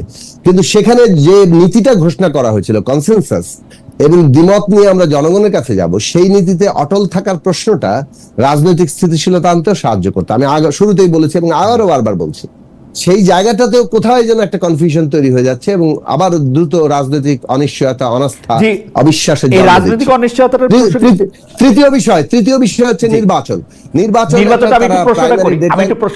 প্রাইমারি ডেডলাইন ঘোষণা করেছেন। আপনি শেষ করেন, তাহলে আমার প্রশ্নটা একটু অন্য প্রশ্ন। প্রাইমারি ডেডলাইন ঘোষণা করেছেন ডিসেম্বর থেকে জুন। এখন ধরেন সংস্কার কবে শেষ হবে এবং নির্বাচন কোন মাসে হতে পারে, এ নিয়ে রাজনৈতিক দলগুলো যেহেতু বারবার চাইছে যে আপনারা একটা রোডম্যাপ ডিক্লেয়ার করেন, সেইটা সরকারের প্রায়োরিটি হওয়া দরকার ছিল। যে হ্যাঁ, রোডম্যাপ ডিক্লেয়ার করতে যদি আরো 10 দিন বেশি সময় লাগে, 15 দিন, 1 মাস বেশি সময় লাগে, কেন লাগছে? এই এঙ্গেজমেন্টটা যদি থাকে তাহলে কিন্তু মানে আমার মনে হয় যে এই যে বিরোধগুলো তৈরি হচ্ছে এগুলো অনেকটাই প্রশমিত হয়ে যেত। কিন্তু অনিশ্চয়তা কিন্তু বিরোধের জন্ম দিচ্ছে এবং অনিশ্চয়তার মধ্য দিয়ে এমন ধরনের তর্ক, যেমন বিএনপির কিছু কিছু সিনিয়র নেতা কিংবা মাঝারি পর্যায়ের নেতার অনেক রকম বক্তব্য আছে, আবার অন্যান্য দল এনসিপি সহ বিভিন্ন দলের পক্ষ থেকে নানান রকম বক্তব্য আসছে এবং এইটা আমার মানে আমরা এটা স্ট্যান্ড নিব এই জায়গাটায় যে মনে হচ্ছে যে আমরা পুরনো বন্দোবস্তের ফেরত যাচ্ছি অথবা ওই কায়দায় তর্ক বিতর্ক গুলো করছি, ওই কায়দায় গালাগালি করছি। গালাগালি যে কিংবা পরস্পরের সমালোচনা যে থাকবে না তা না, কিন্তু এই মুহূর্তে কোনটা প্রায়োরিটি হওয়া দরকার, জনগণের জন্য যে নতুন রাজনৈতিক বন্দোবস্তের কথা আমরা বলেছি তার মূল ইস্যুগুলো কি, সেগুলো নিয়ে জনগণের কাছে যাওয়া, নাকি মানে এই পারস্পরিক এমন এক ধরনের বিরোধে জড়ানো যে বিরোধ আসলে আমাদেরকে অনিশ্চয়তাকে আরো গভীর করবে এবং শেষ পর্যন্ত একটা মানে জটিল অবস্থা তৈরি করতে পারে, যেখানে পদত্যাগ, মানে সরকারি না থাকা, এই ধরনের অনিশ্চয়তা জায়গা তৈরি করতে পারে। আমরা মনে করি যে সেটা বাংলাদেশের জন্য ভালো নয়। সাকিব, আমরা এখন খবরে পড়তেছি যে হেডলাইনটা অনেকটা এরকম যে আমাদের গবেষণা প্রধান উপদেষ্টার সাথে দেখা করলেন এনসিপির আহ্বায়ক নাহিদ ইসলাম। জানতে চাইলে নাহিদ ইসলাম প্রধান উপদেষ্টার সাথে সাক্ষাতের বিষয়টি নিশ্চিত করেছেন। এদিকে সন্ধ্যায় উপদেষ্টা মাহফুজ আলম ও আসিফ মোহাম্মদ সজীব ভাইও প্রধান উপদেষ্টার সাথে দেখা করেছেন, অর্থাৎ কোনো না কোনো বিষয়ে আলোচনা হচ্ছে। সাকিব, আপনি আমাদেরকে একদম ঠিক 2 মিনিটে একটা বিষয় একটু আলোকপাত করবেন কিনা, যে নির্বাচন কমিশনের সংস্কারের কথা বা নির্বাচনের পুরো প্রক্রিয়াটা সংস্কারের কথা আমরা অনেকভাবে আলোচনার কথা বলছি, আমরা অনেকভাবে সংবিধান সংশোধন করে বা সংবিধান ছুঁড়ে ফেলে দিয়ে নতুন সংশোধন নিয়ে আমরা রাষ্ট্রের প্রধান দায়িত্বে যিনি থাকবেন তার ক্ষমতার ভারসাম্য আনার কথা বলছি অনেকবার। কিন্তু বর্তমান যে সংবিধানটা যে অবস্থায় দাঁড়াইলো, নির্বাচনটা যে জায়গার মধ্যে আসছে, আমরা তো আসলে এর কোনো কিছুই আসলে হয় নাই। এটা 70 অনুচ্ছেদ হোক, প্রধানমন্ত্রীর ক্ষমতার এটা বাতিল হোক, প্রধানমন্ত্রী 2 বারে বেশি থাকতে পারবে না, সেটাও কিছুই হয় নাই। এই অবস্থায় আমরা কি বিএনপিকে যতই সদিচ্ছা থাকুক ইনভাইট করতেছি না ওই পুরনো বন্দোবস্ত বলেন আর পুরনো শেখ হাসিনার দেখায় যাওয়া পথে একদম সেই একইভাবে একটা শাসক হওয়ার ক্ষেত্রে মানে আমরা তো কোনো পার্থক্য এর মধ্যে থেকে পাবো না আসলে, বিভিন্ন অজুহাতে পাবো না আসলে এই পার্থক্য, যে আমি চেষ্টা করতেছি পারতেছি না, আমার দোষ নাই। আমরাও তারেক সাহেবকে বা বেগম জিয়া যদি আবার প্রধানমন্ত্রিত্ব নেন বলবো যে উনাদের দোষ নাই, দোষ হচ্ছে শাহাদাত ভাইয়ের আর সাকিব ভাইয়ের দোষ। কোনোদিন আমরা শেখ হাসিনার দোষ শুনি নাই, মন্ত্রীদের দোষ শুনছি। তো এইটার দিকেই যাইতেছি কিনা আমরা আসলে। আচ্ছা, আমি আপনাকে খালেদা, আমার সাথে হয়তো আপনি একমত হবেন কি দ্বিমত হবেন না, 2 মিনিট সময় আমাকে দিয়েছেন, আমি সোজা সোজা হিসাবটা বলি। আমরা ঐকমত্য কমিশনকে বলেছি, বারবার সরকারকে বলেছি, সব দলগুলোর সাথে আলোচনায় আমরা এটা বলছি, যেসব বিষয়ে আমাদের ঐকমত্য হবে সংবিধান এবং সংবিধান বহির্ভূত কিংবা সংশ্লিষ্ট নয় এমন বিষয়গুলোতে, সেই ঐকমত্য হবে আমাদের জাতীয় সনদ। সেটা একটা অর্ডিন্যান্স হতে পারে যে পরবর্তী সংসদে যারাই নির্বাচিত হবে এটা সকলেই বাস্তবায়ন করতে বাধ্য। এটা এক। 2 হচ্ছে এই যে আমাদের জাতীয় সনদ হলো, তারও 2টো অংশ আছে, একটা হচ্ছে সাংবিধানিক অংশ, আর একটা হচ্ছে সংবিধান সংশ্লিষ্ট নয় এমন অংশ। সেই অংশগুলো সংবিধান সংশ্লিষ্ট নয়, সেই অংশগুলো বর্তমান অন্তর্বর্তী সরকারি তারা নির্বাহী আদেশে সেগুলোকে ইতিমধ্যে ঘোষণা করতে পারেন। মনে রাখবেন কোনগুলো, যেগুলো বিষয়ে ঐকমত্য তৈরি হয়েছে। আর সংবিধানের অংশ, সেটা যেহেতু নির্বাহী আদেশে সম্পন্ন করা যায় না, সেটা পরবর্তী নির্বাচন এর মধ্য দিয়ে যে সংসদ গঠিত হবে সেই সংসদ সেটাকে বাস্তবায়ন করবে, এবং সে কারণে সংসদটা হওয়া উচিত সংবিধান সংস্কার পরিষদের সংসদ।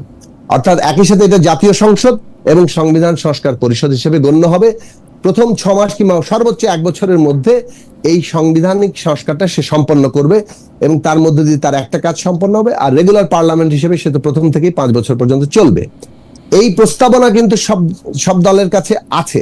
এখন এই প্রস্তাবনা অনেকগুলো জায়গাতে কিন্তু আপনি যারা গণপরিষদের কথা বলছে কিংবা অ্যামেন্ডমেন্ট বলছে তাদের মধ্যে আলাপ আলোচনা করে একটা জায়গায় আসা সম্ভব, অনেক দূর পর্যন্ত এগিয়ে আসছেও।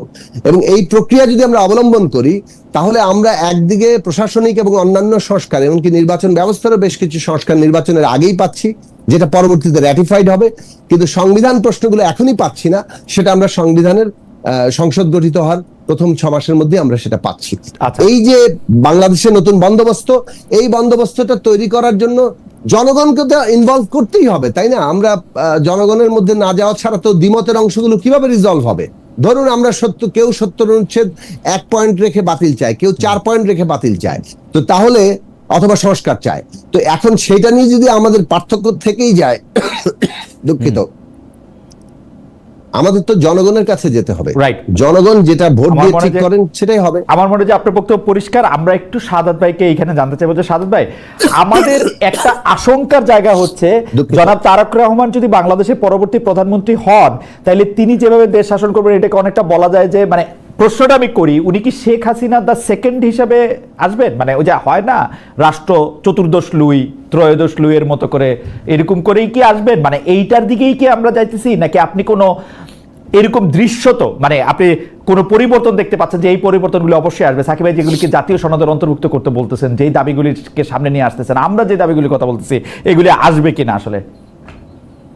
আসলে দেখুন, আমরা যদি তারেক রহমান সাহেবের বক্তব্যগুলো মানে আমরা যদি প্রতিদিন দেখি এবং সেখানে যদি আমরা ওনার কথাবার্তাগুলো শুনি, তাহলে কিন্তু উনি সুনির্দিষ্টভাবে উনি কিন্তু কথাগুলো বলেছেন প্রধানমন্ত্রী কয়বার থাকা উচিত এবং দেশ কিভাবে চালাতে হবে এবং কিভাবে সবাইকে অংশগ্রহণের মাধ্যমে একটি সংসদ পরিচালনা করতে হবে। কারণ উনি দ্বিকক্ষ বিশিষ্ট পার্লামেন্টের কথা এই জন্যই বলেছেন, অনেক বুদ্ধিজীবী আছে, পেশাজীবী আছে, এক্সপার্টাইজ আছে, যারা হয়তো বা নির্বাচন করলে তারা হয়তো এমপি হতে পারে। সো দ্যাট উনি এই কথাটাই বলেছেন এবং রেইনবো একটা বাংলাদেশের কথা বলেছেন, যে এখানে সামনের কথা বলেছেন। তো সব মিলিয়ে ওনার যে কনসেপ্ট, আজকে 31টি দফা যে উনি দিয়েছেন, সেই দফাগুলোর মধ্যে কিন্তু উনি ব্যক্ত করেছেন। কাজে আগের যে হয়তোবা আমাদের যে একটা পারসেপশন ছিল, বাট এখন গত এই যে 16 বছরে ওনার যে বক্তব্যগুলো এবং গত এই যে 1 বছর ধরে ওনার যে কথাবার্তা বক্তব্যগুলো মিডিয়াতে এসেছে, তাতে করে স্পষ্ট যে একটি সবাইকে নিয়ে, সমস্ত দল মতকে নিয়ে একটি সরকার গঠনের জন্য তারেক রহমান বদ্ধপরিকর, এবং আমরা অবশ্যই একটা পরিবর্তন চাই।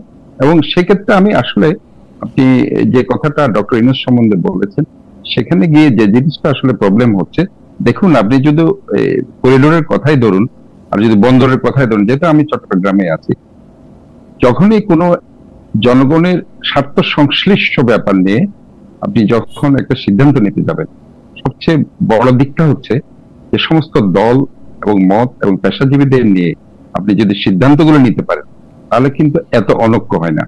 আজকে যে এই অনৈক্যের সৃষ্টি হয়েছে সেটা শুধুমাত্র যখন আমি বলি মানবিক করিডোর দিতে হবে, অথবা আমি যদি বলি যে ডিপি ওয়ার্ল্ডকে এনসিটি দিতে হবে, অথবা যদি আমি বলি এটাকে অমুক দেশ এটা দিয়ে দিতে হবে, সেখানে যদি আমি কোনো দলকে যদি না রাখি, কোনো পেশাজীবী সংগঠনকে যদি আমি অন্তর্ভুক্ত না করি, কোনো যদি সাধারণ মানুষকে যদি আমি অন্তর্ভুক্ত করতে না পারি, এবং তাদের যদি আমি কনসেপ্ট নিয়ে, তাদের যদি কনসেন্ট নিয়ে আমি যদি সেটা করতে না পারি, তাহলে আলটিমেটলি গিয়ে সেখানে বিতর্কের জন্ম হচ্ছে এবং হয়েছে। এবং এই জিনিসটা আমরা মনে করি যে তারেক রহমান সাহেব আজকে স্পষ্টভাবে বলেছেন, যে কোনো সিদ্ধান্ত সেটা দেশের জন্য হোক, অথবা সেটা ইনসাইডও যদি হোক, অথবা যদি আমরা মনে করি যে আমাদের সংসদের মধ্যে হোক, সেটা সবাইকে নিয়েই, সবাইকে অন্তর্ভুক্তি করে এই সিদ্ধান্তগুলো ইনশাআল্লাহ ভবিষ্যতে নেবে। এবং এইটাই হওয়া উচিত বলে আমি মনে করি। যখন এই যে আপনি কোন একটা ইম্পর্টেন্ট একটা ইস্যু, দেশের স্বাধীনতা সার্বভৌমত্বের ব্যাপারে আসছে, দেশের অর্থনীতির ব্যাপারে আসছে, সেটা অবশ্যই গত সরকার যেটা বিতর্কিত হয়ে গেছে, শেখ হাসিনা যেখানে বিতর্কিত হয়েছে, নিজে নিজে সিদ্ধান্ত নিয়েছে, নিজে নিজে সেটা এক্সিকিউট করতে চেষ্টা করেছে। এবং আজকেও যেটা আমরা দেখতে পাচ্ছি, বন্দর নিয়ে যে কথাগুলো এসেছে, সেটা শুধুমাত্র সাধারণ মানুষকে যখন আমি ইনভলভ করছি না, এবং আমার রাজনৈতিক দলগুলোকে, রাজনৈতিক দলের নেতাদেরকে যখন আমি ইনভলভ করছি না, তখনই কিন্তু এই বিতর্ক সৃষ্টি হচ্ছে। কাজে আমি মনে করি জনাব তারেক রহমান অনেক ম্যাচিউর, এবং উনি যে কথাগুলো বলছেন, উনি কিন্তু খুব চমৎকার ভাবে এই কথাগুলো সাধারণ মানুষের ম্যান্ডেট নিয়ে, ম্যান্ডেটের কথা উনি বলছেন। আমার মনে হয় যে আমি শেষ প্রশ্নে সাধারণ মানুষের ম্যান্ডেট নিয়ে আমাদেরকে আসলে রাষ্ট্র পরিচালনা করতে হবে। বারবার উনি একটা গণতান্ত্রিক নির্বাচন। সাদত ভাই, আমি শেষ প্রশ্নটা করি, এটা আপনি এইটার বলবেন, আমি সাকিব ভাইয়ের কাছ থেকে এইটা কনক্লুডিং রিমার্ক শুনবো। সেটা হচ্ছে যে এইটা তো এখন স্পষ্ট বোঝা যেতেছে যে ধরেন একটা নির্বাচন হয়েই যাবে, নির্বাচন হলে আসলে বিএনপি ক্ষমতায় আসবে, এবং বিএনপি ক্ষমতায় আসার পরে বিএনপির একটি একচেটিয়া সংখ্যাগরিষ্ঠ সরকার হওয়ার সম্ভাবনাই এখন আমি বেশি দেখতে পাচ্ছি। যদি এই একচেটিয়া সংখ্যাগরিষ্ঠ সরকার হয়, তাহলে বিরোধী দলটা আসলে কে হবে, এবং এই বিরোধী দল ছাড়া একটা সরকারি যে বন্দোবস্ত, এইটা আসলে কি হবে? মানে এই জায়গাটা কি হবে? আপনার কি মনে হয়?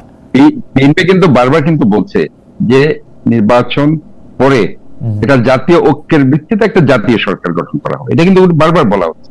কারণ আমরা যে আগের মতো করে যে একদম সবাই মিলে আমরা সরকার গঠন করে ফেলবো আমরা এককভাবে, সেটা না। বলছে যে যে কোনো দল থেকে হয়তো এমপি হতে পারে, না হতে পারে, কিন্তু আমরা যদি যারা হয়তো হচ্ছে না, যারা হয়তো বুদ্ধিজীবী আছে, যাদের অবদান, এটা তো তারেক সাহেব যাদেরকে মনে করেন তার পছন্দের লোকজনকে নির্বাচিত না হইলেও তিনি নিয়ে আসবেন, এটা আরো ভালো হলো দরকার। তো সো দ্যাট আমরা দ্বিকক্ষ বিশিষ্ট পার্লামেন্ট করে তাদেরকে সেখানে অন্তর্ভুক্ত করতে পারি, এবং আমরা একটা জাতীয় ঐক্যের ভিত্তিতে এটা জাতীয় সরকার আমরা গঠন করতে পারি। এটাই আমার মনে হওয়া উচিত, যে এই কনসেপ্টটা যদি আমরা ধারণ করতে পারি। এবং সাদত ভাই, বিএনপির বিরোধী, আপনি বিরোধী রাজনৈতিক চেহারাটা কিরকম দেখেন? বিএনপি বিরোধী রাজনৈতিক দলের চেহারাটা কিরকম দেখেন? জামায়াত তো মোটামুটি এখন আপনারা জামাতের সাথে একটা ভাইল করে ফেলছেন, 2 দিন পরে এনসিপির সাথে ভাইল করে ফেলবেন, আমি জানি এটা, কিন্তু তাহলে এটা মানে বিএনপির বিরোধী রাজনীতির কে করবে? সাকিব ভাই। আচ্ছা, আমি বলবো না? জি জি, আপনি বলেন, তারপর সাকিব ভাই। মানে সাকিব ভাই কি আপনার বিরোধী দল হবে কিনা? আর তো লোক দেখি না। দেখুন, এই যে সাকিব ভাইদের তো দরকার। আমার কথা হচ্ছে, যারা গত 16 বছরে বাংলাদেশের মানুষের মৌলিক অধিকার, গণতান্ত্রিক অধিকার রক্ষার সংগ্রাম নিয়ে রাজপথে ছিল, রক্ত ঝরিয়েছে, আন্দোলন করেছে, সংগ্রাম করেছে, জেলে গেছে, যে সাকিব ভাই চিটাগং এ আমি তো দেখেছি যে ছাত্রলীগের ছেলেরা ওনাকে মেরেছে মেডিকেল কলেজের সামনে। এই যে এরকম তো বিএনপি করে না, এরকম অনেক রাজনৈতিক নেতা বিভিন্ন হেনস্থার শিকার হয়েছে, তাদের অত্যাচারের শিকার হয়েছে। আপনি বিরোধী দলের চেহারাটা কিরকম দেখেন আমি বলি, কারণ আমি একদম স্পষ্ট দেখতে পাচ্ছি যে সবাইকে নিয়ে যারা আওয়ামী লীগের মতো, মানুষের মৌলিক, আওয়ামী লীগের মতো জামাত একটা হাসি খুশি বিরোধী দল, আওয়ামী লীগের মতো সংগ্রামে যারা রাজপথে ছিল, জি, সবাইকে নিয়েই একটা ঐক্যমত্যের মধ্যে একটা জাতীয় সরকার গঠিত হোক, এটাই আমরা চাই। ওকে সাকিব ভাই, আপনি বিরোধী দলের রাজনীতিটাকে কিরকম ভাবে দেখেন? সাদত ভাই একটা বললেন জাতীয় সরকারের মতো, কাছাকাছি কথা কিন্তু শেখ হাসিনাও বলতেন আসলে, এবং বিভিন্ন দল মত পদ থেকে তিনি বিভিন্ন লোকজনকেও এনেছিলেন, এমনকি উনি বিরোধী দলকেও আসলে তার এই এই নেটওয়ার্কের মধ্যে রাখছিলেন? বিরোধী দলের নেতাকে সংসদে বলতে হয়েছে আপনি আমার দলটাকে বাঁচতে দেন, সংসদ নেতাকে বিরোধী নেতা। মানে ভবিষ্যতে কোনো জোকের বইয়ের প্রয়োজন হবে না, এগুলি পড়ে পড়ে আমরা হাসতে পারবো। সেটাই। একটু একটু পেছন থেকে বলি, খুব বেশি সময় নেব না। দেখুন, মানে সংবিধান সংস্কারের ক্ষেত্রে নির্বাচনকালীন একটা তত্ত্বাবধায়ক সরকারের প্রশ্নে প্রায় মোটামুটি ঐকমত্য আছে। আর্টিকেল 70 সংস্কারের ক্ষেত্রে কেউ 1 পয়েন্ট, কেউ 2 পয়েন্ট, কেউ 3 পয়েন্ট, 4 পয়েন্ট এরকম শর্ত রেখে একটা আছে। এখানে হয়তো একটা ঐকমত্যের পসিবিলিটি আছে। দ্বিকক্ষ বিশিষ্ট পার্লামেন্ট, এ নিয়ে ঐকমত্য আছে, কিন্তু পার্লামেন্টের ক্ষমতার ভারসাম্য কি হবে এবং উপরে আপার পার্লামেন্টে পিআর হবে কিনা এ নিয়ে এখনো আলোচনা চলছে। 4 নম্বর হচ্ছে আপনার এখানে প্রধানমন্ত্রীর ক্ষমতার মেয়াদ, এই নিয়ে মানে কেবল 2 বার, মানে সব মিলিয়ে 2 বার নাকি 2+0+1, অর্থাৎ সব মিলিয়ে 3 বার, মাঝখানে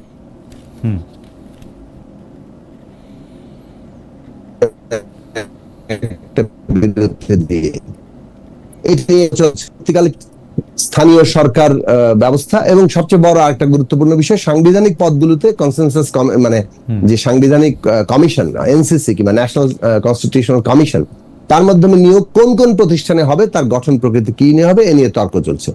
এই 7টা পয়েন্টে বিএনপি তাদের মতামত দিয়েছে, জামাত ইসলামী দিয়েছে, এনসিপি দিয়েছে, গণসংহতি দিয়েছে, মঞ্চের ভুক্ত দলগুলো দিয়েছে, এবি পার্টি দিয়েছে, গণ অধিকার দিয়েছে, ইসলামী আন্দোলন দিয়েছে, মানে বহু দল তাদের দিয়েছে, হেফাজতের ভুক্ত দলগুলো দিয়েছে।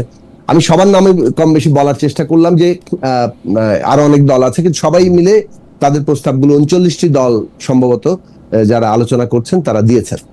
এখন সিপিবি, বাসদ তারা দিয়েছেন। তো এখন এই যে আপনার বিভিন্ন রাজনৈতিক দলগুলো তাদের মতামত দিচ্ছেন, তার মধ্যে থেকে একটা কমন কনসেনসাসের জায়গাতে আসার চেষ্টা করা, যতটুকু আমরা মিলছে, বাকিগুলো নিয়ে তো আমরা যাব জনগণের কাছে। এইটা আমাদের একটা প্রায়োরিটি। ফলে এইবার এই আগামী নির্বাচনটি, যেটি একই সাথে ন্যাশনাল অ্যাসেম্বলি, একই সাথে রিফর্ম অ্যাসেম্বলি, এই যে পার্লামেন্ট এবং রিফর্ম অ্যাসেম্বলি একসাথে, সেটার প্রথম 6 মাসের গুরুত্ব অন্য কোন ইতিহাসের সাথে মিলানো যায় না। এটা একমাত্র 72 সালের সাথে মিলানো যেত অথবা 70 সালের সাথে মিলানো যেত। কাজেই এইটাকে আপনি শেখ হাসিনার 3টা আসনের গৃহপালিত বিরোধী দল হেন তেন যত কিছু হয়েছে, এটার সাথে মিলানো যাবে না। আমরা একটা ন্যূনতম জাতীয় ঐক্যমত্য তৈরি করতে চাচ্ছি, রুলস অফ দি গেম ঠিক করার জন্য, কিভাবে রাজনীতি চলবে বাংলাদেশে। আবার বলি, আমাদের সবাই মিলে একটা ন্যূনতম রাজনীতির নিয়ম ঠিক করতে হবে, যার মধ্য দিয়ে, যে নিয়মের মধ্যে আমরা রাজনৈতিক চর্চাটা করব। বিরোধ থাকবে, কিন্তু বিরোধ মীমাংসার একটা জায়গা থাকতে হবে। সেইটা বাংলাদেশ থেকে নাই হয়ে গেছিল বলেই আমাদের এই করতে হচ্ছে আমাদের তরুণদের। শেষ বাক্য। ফলে প্রথম 6 মাস ঐকমত্যের জায়গা, তারপরে বিরোধী দল নির্ধারিত হওয়াটাই বাংলাদেশে ভবিষ্যতে বাঞ্ছনীয়।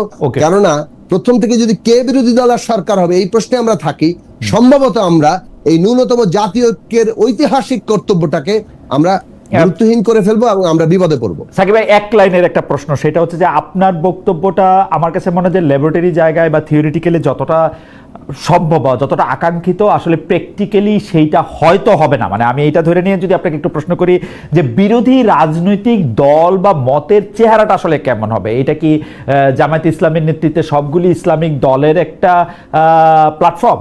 এইটা কি আসলে সবগুলি বাম দলের একটা প্ল্যাটফর্ম? এটা কি এনসিপির নেতৃত্বে ছাত্র, তরুণ, যুবকদের একটা প্ল্যাটফর্ম? আপনার কাছে কি মনে হয়, মানে বিএনপি বিরোধী রাজনৈতিক দলটা কিরকম হবে? এই মুহূর্তে এখনো খুব স্পষ্ট এগুলো, যে 3টা ক্ষেত্র বললেন, আবার আমাদের মতো যারা একটা গণতান্ত্রিক জনগণের রাজনৈতিক মঞ্চ আছে, মানে যেটা বলে প্রোগ্রেসিভ লিবারেল একটা মঞ্চ আছে, এই সমস্ত মঞ্চগুলো মানে পক্ষ আছে, মানে 3-4-5টা পক্ষ আছে।